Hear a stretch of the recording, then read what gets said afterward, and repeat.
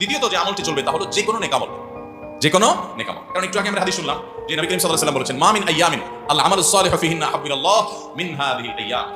এই জিলহজের 10 দিনের চাইতে অন্য কোন দিনের নেকামল আল্লাহর কাছে বেশি প্রিয় না।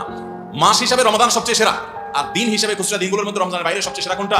জিলহজের প্রথম দশক। রমজানের পরে মর্যাদার বিচারে সবচেয়ে বেশি মর্যাদাপূর্ণ দশক হলো এই দশক। এইজন্য এই দশকে আমল করলে আল্লাহর কাছে এত প্রিয় যে অন্য কোনো সময় আমল আল্লাহর কাছে এত প্রিয় না। এজন্য এই দশকের দ্বিতীয় আমল হলো বেশি বেশি নেকামল করা। বেশি বেশি কি করা?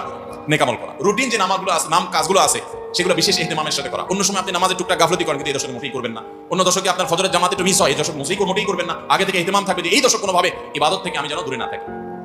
আল্লাহ তাআলা আমাদের সবাইকে আমলের তৌফিক দান করুন। তাহলে 2 নম্বর আমল হলো বেশি বেশি নেকামল করা এই দশকে। রুটিন নেকামলগুলো যেগুলো সবসময় করতে হয়, এগুলোকে বিশেষ ইহতিমামের সাথে করা, আর আরো নফল আমল বাড়িয়ে বাড়িয়ে করা। আপনি অন্য সময় কোরআন তেলাওয়াত খুব বেশি করতে পারেন না, এই দশকে কোনো অবস্থাতে ছাড়বেন না। অন্য সময় তাসবিহ তেলাওয়াত খুব বেশি হয় না, এই দশকে কোনো অবস্থায় ছাড়বেন না।